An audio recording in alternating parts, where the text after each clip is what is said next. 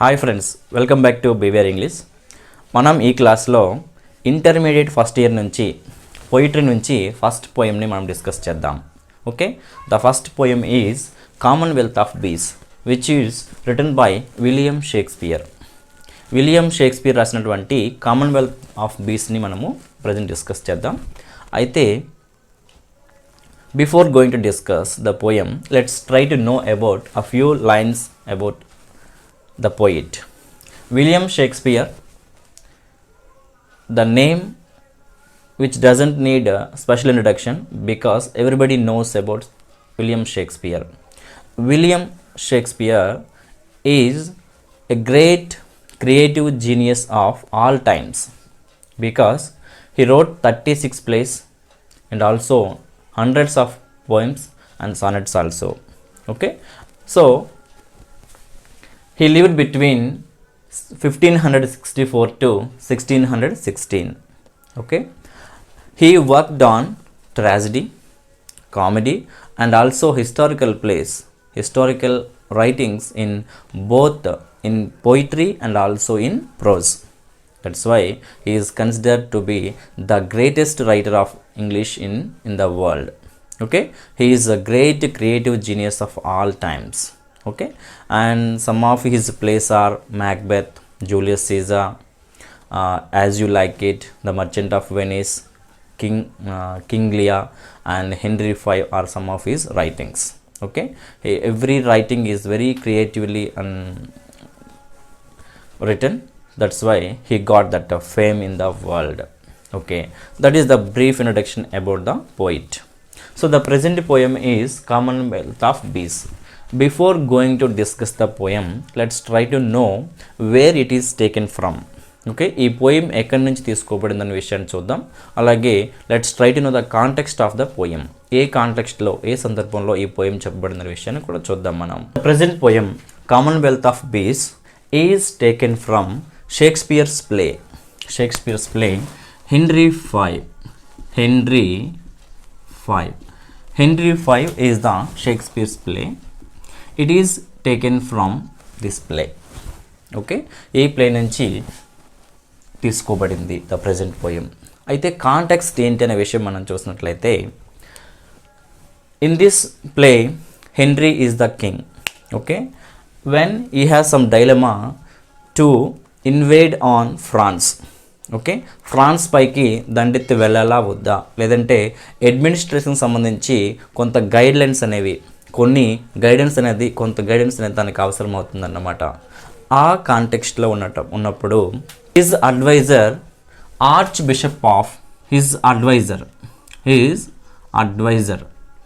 Who guides him in administration, arch bishop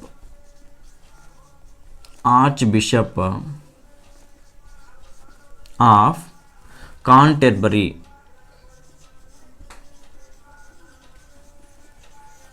Archbishop of Canterbury, he offers him a lengthy and motivational speech. ఒక motivational స్పీచ్ని అయితే ఇస్తాడనమాట ఈయన. ఒక motivational స్పీచ్ని అయితే తను ఇస్తారు. ఎవరు? ఈ ఆర్చ్ బిషప్ ఆఫ్ కాంటర్బరీ అయినటువంటి వ్యక్తి. So he's the minister or advisor to this Henry V. ఈ మోటివేషనల్ స్పీచ్లో ఒక పోయం గురించి చెప్తారనమాట. ఒక పోయం చెప్పడం జరుగుతుంది. ఓకే, ఒక పోయం చెప్తారు. ఆ పోయంలో ఈ కామన్వెల్త్ ఆఫ్ బీస్ గురించి చెప్తారు. ఈ ప్రజెంట్ కామన్వెల్త్ ఆఫ్ బీస్ ఉంది కదా, ఈ కామన్వెల్త్ ఆఫ్ బీస్ గురించి చెప్తారు. ఇక్కడ ఏంటంటే షేక్స్పియర్ ఒక బీ హైవ్ మనకి తేనె తుట్టె ఉంటుంది కదా, తేనె తుట్టె. సో తేనె పట్టు అంటాం కదా, ఈ తేనె పట్టుని ఒక కింగ్డమ్ గాను మెటఫారికల్గా మనకి షేక్స్పియర్ ఎక్స్ప్లెయిన్ చేస్తారనమాట. ఒక కింగ్డమ్గా, అది కూడా ఎలాంటి కింగ్డమ్ అంటే ఒక ఆర్గనైజ్డ్ కింగ్డమ్ అంటే అడ్మినిస్ట్రేషన్ కరెక్ట్గా ఉంటే, కింగ్ అనేవారు కరెక్ట్గా ఉంటే, అడ్మినిస్ట్రేషన్తో పాటు అందరూ కూడా ఒక యూనిటీగా పనిచేస్తే ఎంత ఆర్గనైజ్డ్గా కింగ్డమ్ ఉంటుంది అన్న విషయం చెప్తూ ఇక్కడ ఈ బీ హైవ్ని మెటఫారికల్గా ఒక కింగ్డమ్గా ఇక్కడ చూపించడం జరుగుతుంది. సో ఆ కాంటెక్స్ట్లో మనకి ఇక్కడ ఈ పోయం అయితే కామన్వెల్త్ ఆఫ్ పీస్ అనేటువంటి పోయం అయితే చెప్పడం జరుగుతుంది. సో ఆ విధంగా చూసుకుంటే మన కాంటెక్స్ట్ ఏంటంటే ఆర్చ్ బిషప్ ఆఫ్ కాంటెర్బరీ అయినటువంటి advisor to Henry V, he offers him a lengthy and motivational speech to this king. Okay, so he narrates a poem. ఆ పోయంలో ఏముంటుందంటే ఒక బీ హైవ్ గురించి ఉంటుంది. That beehive is nothing but the commonwealth of bees. Okay, ఈ commonwealth of bees లేదా be hive దేన్ని represent చేస్తుందంటే ఒక ఆర్గనైజ్డ్ కింగ్డమ్, ఒక మంచి పరిపాలన సాగిస్తున్నటువంటి కింగ్డమ్ ఏ విధంగా ఉంటుందనే విషయాన్ని ఇక్కడ చెప్పడం జరుగుతుంది. That is our present poem. మన ప్రజెంట్ పోయం ఏంటంటే కామన్వెల్త్ ఆఫ్ పీస్ అన్నమాట. సో మనం ప్రజెంట్ పోయంని ఇప్పుడు చూద్దాం. For so work the honeybees, creatures that by a rule in nature teach the art of order to a peopled kingdom. Okay, in the very beginning sentences what we observe is, for Shakespeare nature is the best teacher. Nature is the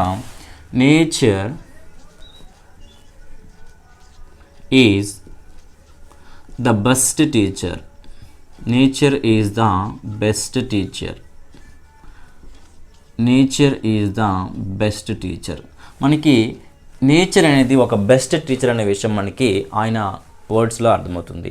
ఆ నేచర్లో ఉన్నటువంటి honey bees, okay, ఆ నేచర్లో ఉన్నటువంటి బీస్, honey bees or bees are small insects or creatures or animals ఏవైనా సరే.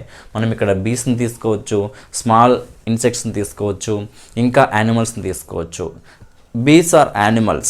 That animals are bees. Okay, here teach us the art of order. Here the animals teach the art of order. Art of order ని అవి మనకి teach చేస్తాయంట హ్యూమన్ బీయింగ్స్కి. Okay, they teach the art of order. ఇక్కడ art of order అంటే ఏంటి? Art means the skill or it's a talent. Okay, ఒక కళ అని మనం చెప్పుకుంటాం. So order means here arrangement. Order means arrangement. ఒక అరేంజ్మెంట్ని ఏ విధంగా మనం చేసుకోవాలి, ఒక ఏర్పాటుని మనం ఏ విధంగా చేసుకునే విషయాన్ని మనకి ఇక్కడ బీస్ అయితే మనకి టీచింగ్ చేస్తుంది అనమాట. Okay, in the very first sentences, the creatures that by a rule in nature teach the art of order to a peopled kingdom. Okay, here commonwealth of bees means an independent state. ఒక స్వతంత్రమైనటువంటి రాజ్యము, ఒక స్వతంత్రమైనటువంటి గణతంత్ర దేశాన్ని మనము Commonwealth of బీస్గా ఇక్కడ చెప్పుకుంటాం, కామన్వెల్త్గా చెప్పుకుంటాం. So creatures means animals. Creatures అంటే ఇక్కడ బీస్ కానీ యానిమల్స్ కానీ మనం తీసుకోవచ్చు. ఓకే, సో ఆ విధంగా చూస్తే creatures that by a rule in nature teach the art of order to a people kingdom. So creatures ఇక్కడ మనకి బీస్ ఏం చెప్తున్నాయంటే ఆర్ట్ ఆఫ్ ఆర్డర్ని టీచ్ చేస్తున్నాయి. ఎవరికి? To a peopled kingdom. We the people living in a kingdom. మనం ఒక ప్రజలుగా ఉండి ఒక కింగ్డమ్లో ఉంటున్నాం. And those small tiny insects teach the art of order. ఈ ఆర్ట్ ఆఫ్ ఆర్డర్ అనే విషయాన్ని మనకి ఇక్కడ టీచ్ చేస్తున్నాయి అని చెప్పేసి ఇక్కడ ఆర్చ్ బిషప్ ఆఫ్ కాంటర్బరీ ఇక్కడ చెప్పడం జరుగుతుంది. సో మనం మేజర్గా మనం తీసుకుంటే ఫైనల్గా మనం విలియం షేక్స్పియర్ ఈ మాటలు చెప్తున్నట్టుగా మనం తీసుకుంటాం in the context of our annotations. Annotation సంబంధించి మనం ఏం రాస్తామంటే షేక్స్పియర్ సేస్ దీస్ వర్డ్స్ అనేవి మనం చెప్తామన్నమాట. సో ఆ విధంగా మనం తీసుకోవచ్చు. సో ఇక్కడ ద ఆర్ట్ ఆఫ్ ఆర్డర్ని మనకి హనీ బీస్ టీచ్ చేస్తున్నాయి. నెక్స్ట్ ఏంటి? They have a king and officers of state where some like magistrates correct at a home, others like merchants venture trade abroad. ఇంకా ఏంటి? వాటి యొక్క అడ్మినిస్ట్రేషన్ని ఏ విధంగా రెస్పాన్సిబిలిటీస్ని అవి డిస్ట్రిబ్యూషన్ చేశాయి. Distribution of responsibilities. Okay, distribution of responsibilities.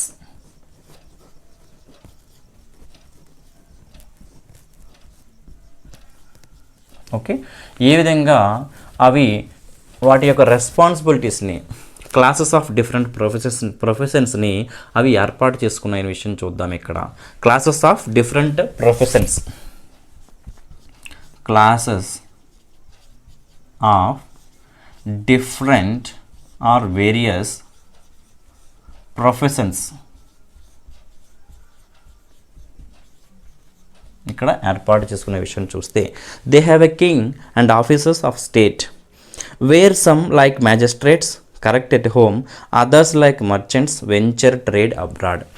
ఇక్కడ మనకి ఏంటంటే ఈ స్టాంజాలో ఓకే పోయిట్ షేక్స్పియర్ ఏం చెప్తున్నారంటే దే హ్యావ్ ఎ కింగ్, అక్కడ వారికి ఒక కింగ్ ఉన్నారు, కింగ్ బి ఉన్నారు okay, and also officers of state, some officers కూడా ఉన్నారంట. Who are they?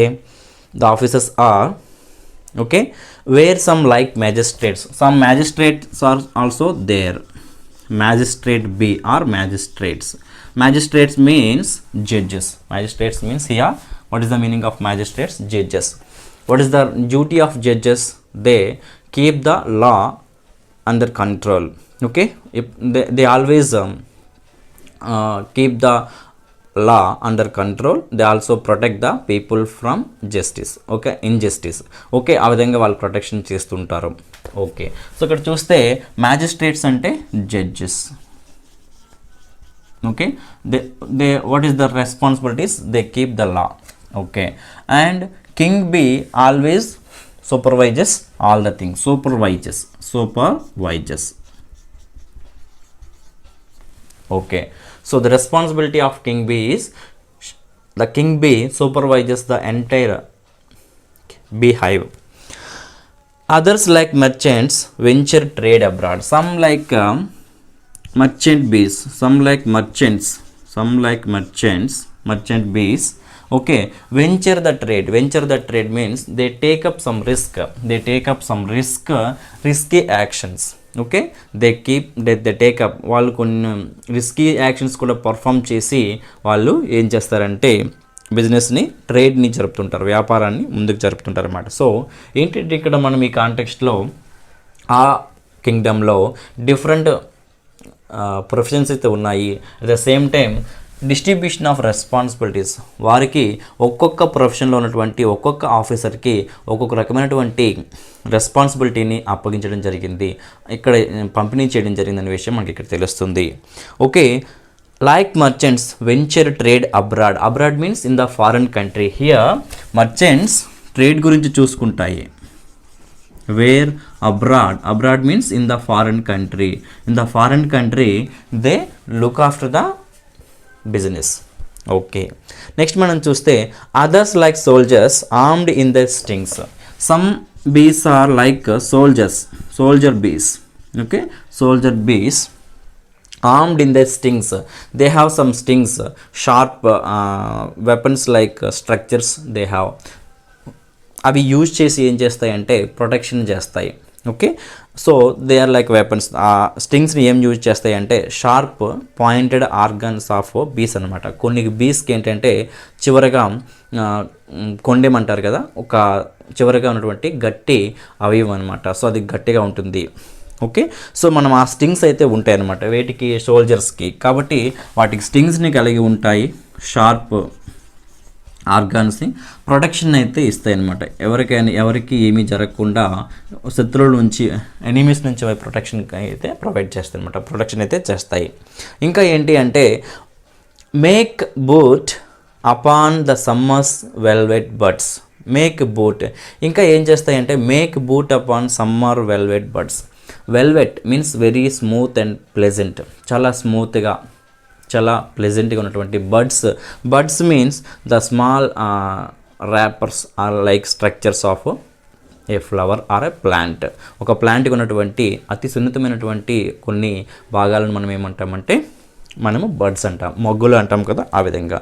సో అవి ఏం చేస్తాయంటే they make boot means they gain something or one, ఒకదాన్ని అవి సంపాదిస్తాయి అన్నమాట.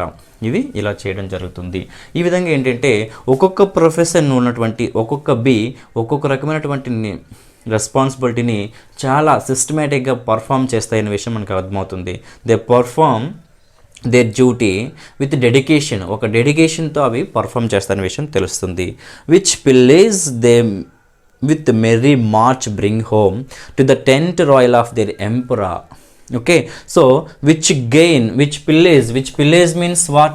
Velvet means we told that soft, cheerful. Pillage means booty or something gain. ఏదైతే వారు సంపాదిస్తారో, ఏదైతే వాళ్ళు చక్కగా కష్టపడి ఆర్జిస్తారో దానిని మనం పిల్లేజ్గా చెప్పుకోవచ్చు.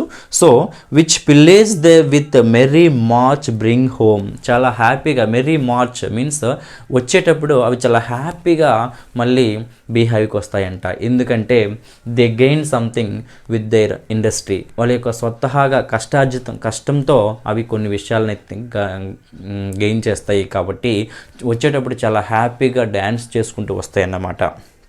ఇంకేంటంటే ఎక్కడికి వస్తాయంటే అవి to the tent royal of their emperor who busied in his majesty surveys the singing masons building roofs of gold.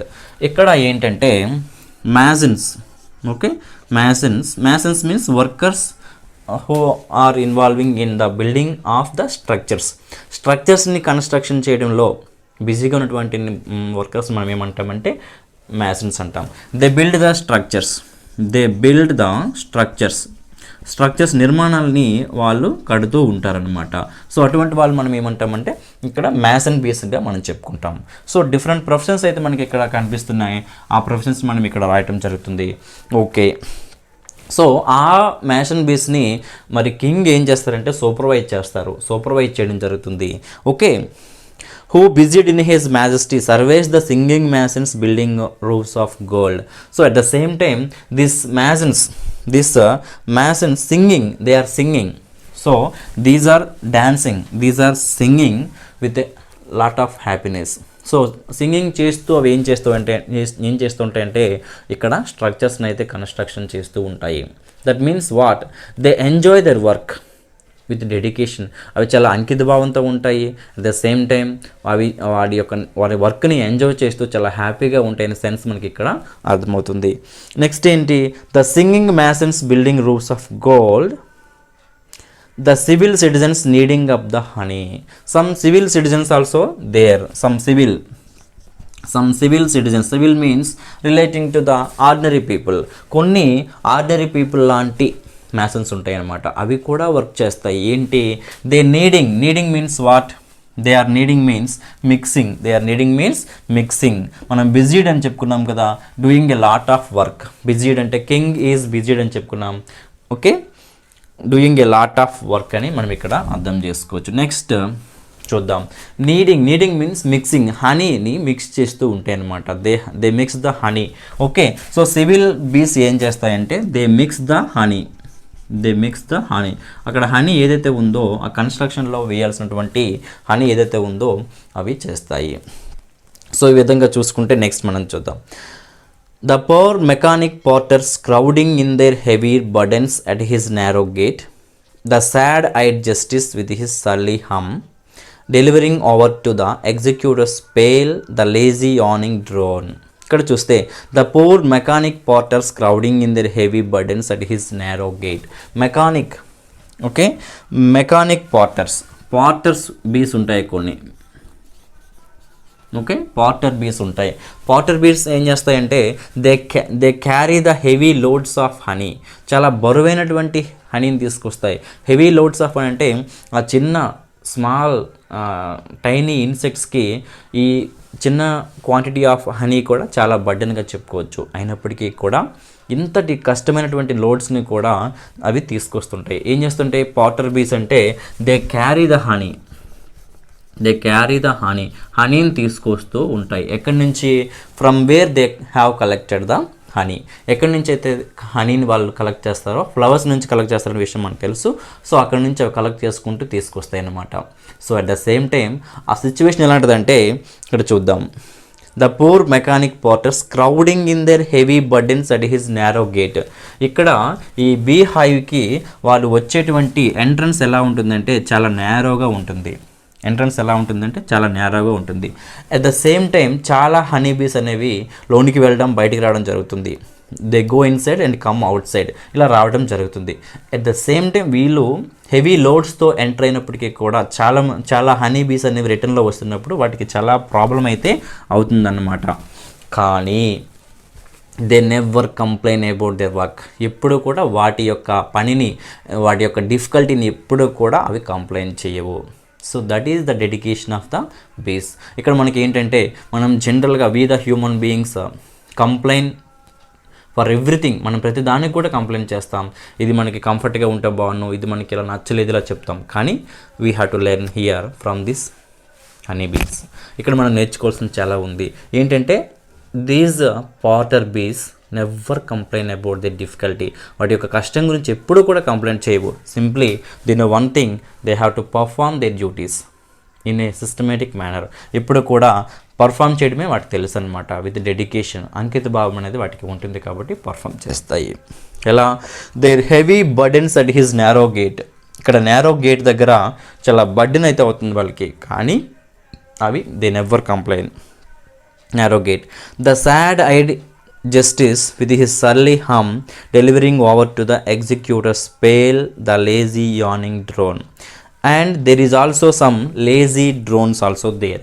Lazy drones means a stingless male bee who is lazy. Okay, కొన్ని బీస్కి sting అనేది ఉండదు. అటువంటి బీస్ అలా ఉండి కూడా అవి లేజీగా ఉంటాయి. ఓకే, వాటిని మనం ఏమంటామంటే డ్రోన్ అంటాము, డ్రోన్స్ అనమాట. So drone bees also there. Drone bees also there. They are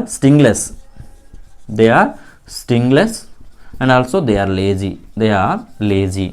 Okay, so అక్కడ ఏమవుతుందంటే the sad eyed justice with his surly hum delivering over to the executor's pale the lazy yawning drone. So it is the very pale means colorless, very dull and yawning male bee that doesn't work, ఎప్పుడు కూడా work చేయదన్నమాట. అటువంటి bee ఉంటుంది. The sad eyed justice. ఇక్కడ మనకి magistrates bees ఉంటాయి కదా, at the same time soldier bees కూడా ఉంటాయి. ఎవరైనా వర్క్ చేయకపోతే అవి కంట్రోల్ చేస్తాయి. సో ఇక్కడ ఏంటంటే ఇక్కడ జరుగుతుందంటే ఇదే సర్లీ మీన్స్ బ్యాడ్ టెంపర్డ్. ఇప్పుడు కూడా అవి బ్యాడ్ టెంపర్గా ఉంటాయి. ఎందుకు? వీళ్ళని పనిష్ చేయాలి. డ్రోన్ బీస్ ఎప్పుడు కూడా ఓకే స్టింగ్లెస్గా ఉండి లేజీగా ఉంటాయి.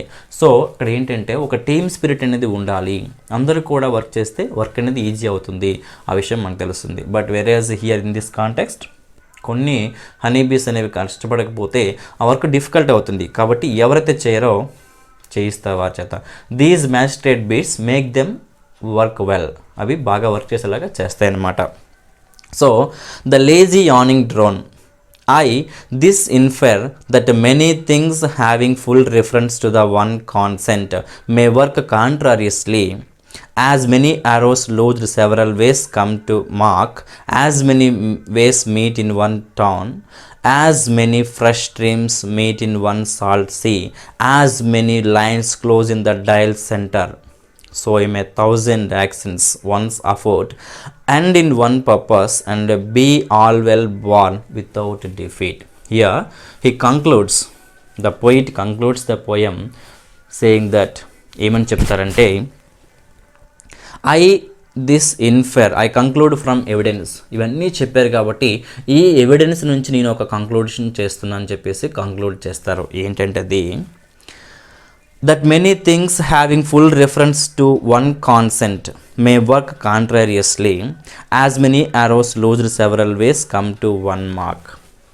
Okay, see here how many things having full reference. మనకి ఇంకా చాలా ఒక వర్క్ కోసం మనం ఉండేటప్పుడు, ఒక వర్క్ కోసం మనం పనిచేసేటప్పుడు వీ హ్యావ్ కాంట్రారియస్లీ అంటే డిఫరెంట్ క్లాసెస్ ఉండొచ్చు, డిఫరెంట్ ప్రొఫెషన్స్ ఉండొచ్చు, డిఫరెంట్ టైప్ ఆఫ్ వర్క్స్ ఉండొచ్చు. సో వేరియస్ వర్క్స్ ఉన్నప్పటికీ కూడా we work for a single target. ఒక లక్ష్యం కోసం మనం పనిచేస్తాం. Where we need the unity we need unity. మనకి ఐకమత్యం అనేది చాలా అవసరం. We know the proverb unity is the strength అనే విషయం మనకు తెలుసు. So he wants to know let them this Archbishop of Canterbury tries to let this King Henry V know about the unity. Okay, the strength of unity. Unity is strength. కాబట్టి ఇక్కడ ఒక లక్ష్యం కోసం మనం పని చేస్తామనే విషయం తెలియజేస్తున్నారు. At the same time they require unity అనే విషయం ఇక్కడ తెలుస్తుంది అన్నమాట. సో కాబట్టి ఇక్కడ ఏం చెప్తున్నారంటే to one consent, one permission or one agreement. అందరూ కూడా ఒక అగ్రిమెంట్గా ఉండి means everybody comes to one conclusion and also one opinion. May work contrariously, work చేసేటప్పుడు డిఫరెంట్ వేస్ ఉండొచ్చు. As many arrows loosed several ways come to one mark. Okay, ఒక దగ్గర నుంచి విడిచిపెట్టినటువంటి యారోస్ అనేవి ఫైనల్గా చేరాల్సింది ఒకే లక్ష్యానికి. ఒక loosed means released, afoot means happening. Okay, and dial means a disc used as a target in shooting. షూటింగ్లో ఉపయోగించేటువంటి డయల్ మనం ఏమంటామంటే మనం డైల్ అని యూజ్ చేస్తాం. డిస్క్ని మనం ఏమంటామంటే డైల్ అని మనం చెప్తామన్నమాట. సో ఈ డైల్లో ఉన్నటువంటి సెంటర్ పార్ట్ని మనము మన యొక్క యారో అనేది రీచ్ అవ్వాల్సి ఉంటుంది. సో డిఫరెంట్ ప్లేసెస్ నుంచి రిలీజ్ అయినటువంటి యారోస్ ఒక టార్గెట్కి ఏ విధంగా రీచ్ అవుతాయో, different professions various type of works ఉన్నప్పటికీ కూడా కంప్లీట్గా ఒక కామన్ గుడ్ కోసం, ఒక లక్ష్యం కోసం, unity and common good. Okay, common good ఒక అంతిమ లక్ష్యం కోసం వాళ్ళు ఏ విధంగా అయితే వర్క్ చేస్తారన్న విషయం ఇక్కడ మనకి తెలియజేస్తున్నారనమాట. So as many ways met in one town. So many roads might be there but they meet one town. ఒక పట్టణానికి ఏ విధంగా వివిధ రోడ్లు వస్తాయో చేరుతాయో ఒక లక్ష్యం కోసం. అలాగే as many fresh streams meet in one salt sea. ఒక సాల్ట్ సీలో డిఫరెంట్ వాగులు వంకలు చిన్న నదులన్నీ కూడా ఎలా అయితే చేరుతాయో. As many lines close in the dial centre. చాలా లైన్స్ అనేవి మనకి ఇప్పుడు మనం ఒక క్లాక్ తీసుకుంటాం. క్లాక్లో మనకి డిఫరెంట్ లైన్స్ ఉంటాయి. ఈ లైన్స్లో మనకి డిఫరెంట్ లైన్స్ ఉన్నప్పటికీ కూడా అవి ఒక సింగిల్ పాయింట్ దగ్గరనే బిగిన్ అవుతున్నాయి, సింగిల్ పాయింట్ దగ్గర జాయిన్ అవుతున్నాయి. మనకి డిఫరెంట్ డిఫరెంట్ నెంబర్స్ చూపిస్తాయి, కానీ ఒక్క పాయింట్లోనే అవి ఉండడం జరుగుతుంది. So that means unity is strength. Common good, one common goal should be there. Common good or common goal should be there. అక్కడ మనకు ఉండాల్సింది ఏంటంటే కామన్ గోల్ అన్నమాట. కామన్గా మనం పెట్టుకున్న గోల్ యూనిటీగా ఉంటే మనము ఏదైనా సాధించవచ్చు అనే విషయం ఇక్కడ తెలుస్తుంది. So as many lines close in the dial centre, so may 1,000 actions once afoot and in one purpose be all well borne without defeat. అలా యూనిటీగా వర్క్ చేస్తే మనకి మరి ఫెయిల్యూర్ అనేది ఉండదు అనే విషయం ఇక్కడ చెప్తున్నారన్నమాట. సో ఫైనల్గా మనం చూసుకుంటే, మనం పోయిమ్ని కంక్లూడ్ చేసుకుంటే ఏ విధంగా అంటే కంప్లీట్గా ఈ బీ హైవ్ని ఒక ఆర్గనైజ్డ్ కింగ్డమ్గా మనకి రిప్రజెంట్ చేయడం జరుగుతుంది.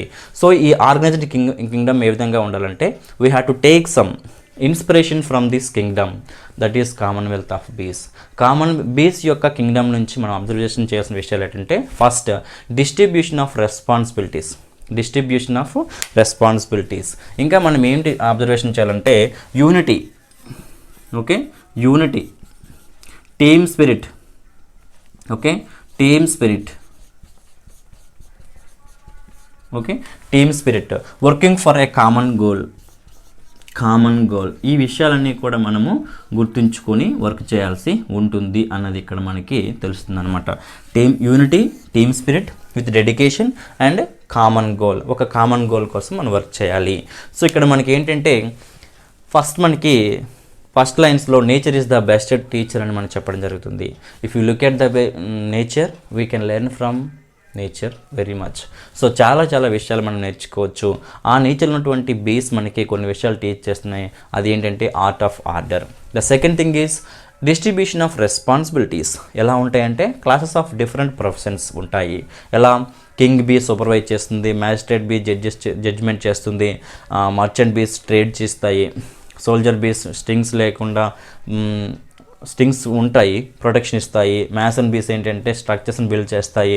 సివిల్ బీస్ అంటే హనీని మిక్స్ చేస్తాయి. పాటర్ బీస్ దే క్యారీ ద హనీ.